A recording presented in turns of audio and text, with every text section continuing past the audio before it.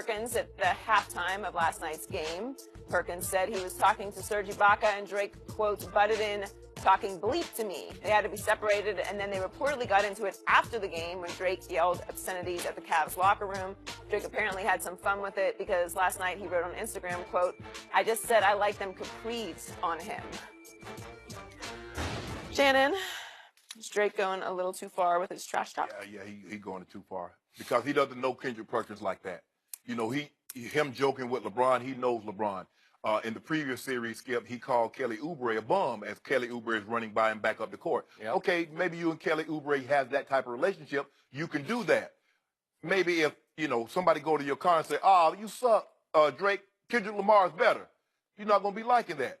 Now, maybe if Odell says that in a joking manner, y'all cool, y'all can joke like that. Maybe. But just because you're a celebrity, it doesn't give you carte blanche service to feel that you can talk to everybody that's on the court any kind of way because they might not be feeling you like that. Mm-hmm. And it's easy to talk big when you got those big old guards, they got those earpieces in their ear. So just be straight. Sit back, enjoy the game, root for the little baby dinosaurs, but don't be trying to get into it because you don't want them kind of problems that Perkins presents. I am with you on this one. And just because you are the global, dare I say, the second biggest celebrity in the building, would he be second to LeBron? Mm-hmm. You could argue he's first biggest. Is it close?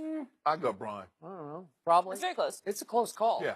But you're the co-biggest celebrity in the building. Mm-hmm. It does not give you the license, the cachet, to step completely out of bounds because back in 2013, you were named by the Raptors to be their global ambassador, to spread the spirit of Toronto around the globe. Well, you're not representing your organization very well. Right. Because what was disturbing to me was that at one point, Drake walked out of the arena, up the tunnel to the Raptors dressing room, to the locker room, and then walked back down the tunnel and started just spraying expletives toward Kendrick Perkins.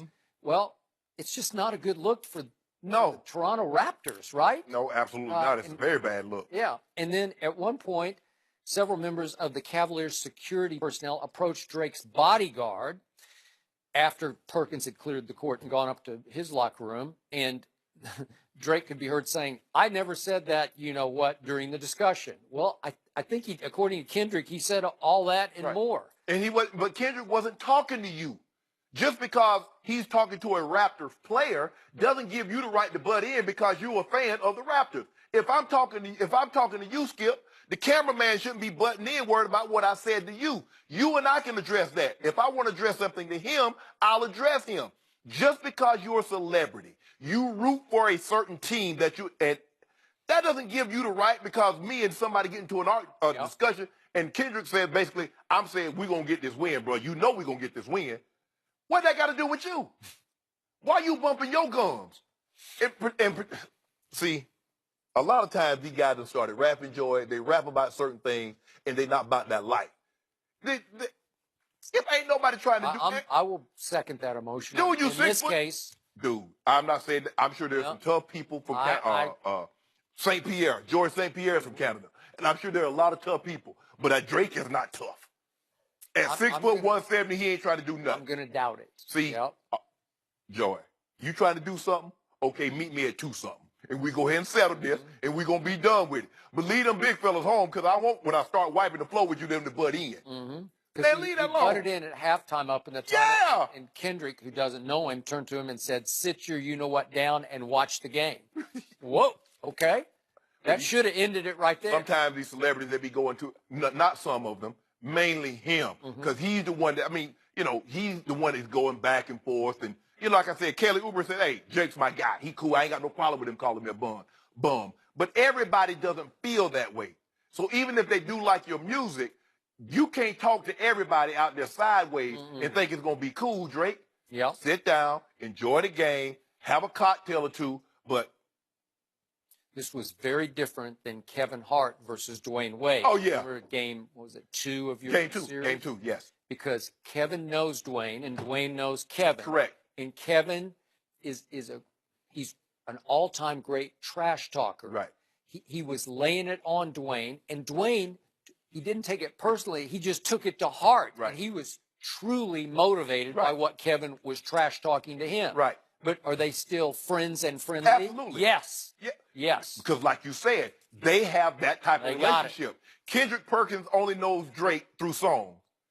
Drake only knows Kendrick Perkins because he played in the NBA.